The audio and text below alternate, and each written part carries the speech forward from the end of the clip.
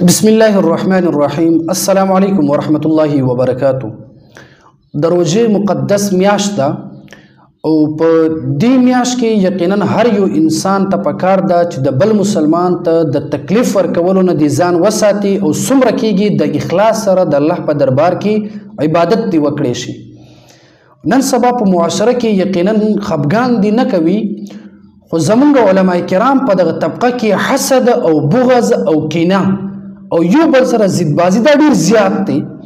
لدی وجنه اکثر مونږ د ګناه ارتکاب کوو، اصل کې مونږ د شریعت د دایرې نه وځو او بیا مونږ خپل د ضدبازي کې تر دې حده پورې ورسو چې مونږ بیا د شرعي یو حکم پاسداري هم نه کوو، بیا مونږ یو شرعي یو حکم هم پامال کوو.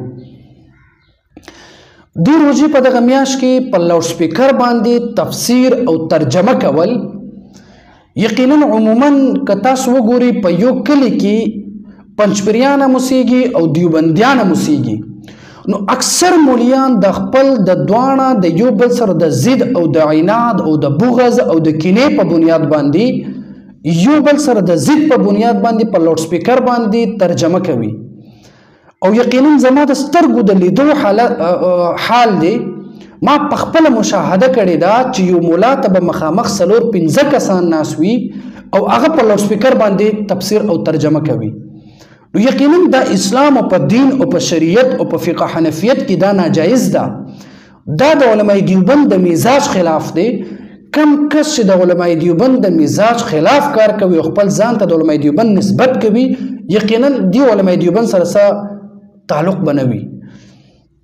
بل څو ورځې مخکې د دارالعلوم کراچۍ نه هم فتوا راغلې ده چې په لاوډ سپیکر باندې تفسیر بیانول بلا ضرورت دا جایز نه ده.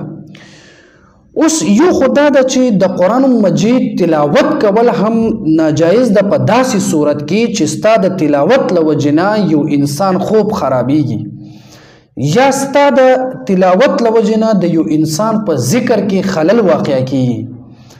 وس تاسو د الله رضا دپاره سوچ وکئ، فکر وکئ، غور وکئ چې تاسو د سحر نه واخله تر ماسپښینه پورې او ماسپښین نه تر مازدیګر او ماښام پورې پنجپریان درس کوي او پېشمني نه واخله تر ماسپښین پورې دیوبندیان درس کوي په لاوډ سپیکر باندې، نو دغه عوام خو دومره اورېدی هم نشي او ستاسو مخې ته کسان هم دومره ناست نه وي چې تاسو خپل اواز ورته رسولی نشئ.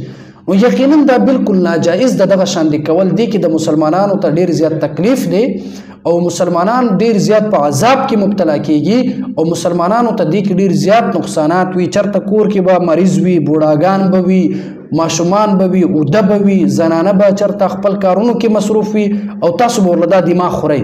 نو د رمضان په دغه میاشت کې په دغه لاوډ سپیکرو کې دغه تقریرونه او بې ځایه دغه سحر نه تر ماسپښین او مازدیګر پورې دغه بیانات او دغه تفسیرونه بیانول یقینا دین اجتناب وکئ.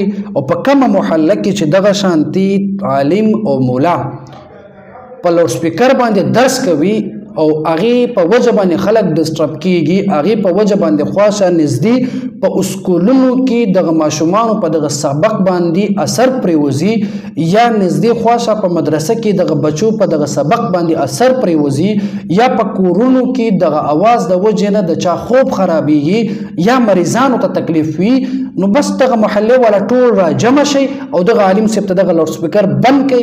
یقینا دا شرعي حکم دی او دغه مولا ته هم پکار دی چې دغه شان د مسلمانانو ته ضرر نه ورکوي. که یو انسان د یو عالم په دې خبره باندې خفه کېږي، 100 ځله دې خفه کړي، اوس د شریعت خلاف کار کوي، نو ته ولې کوي؟ نو داسې نه ده پکار. مسلمانانو دې خبرو ته وګورئ او اجتناب وکړئ د داسې عملونو نه.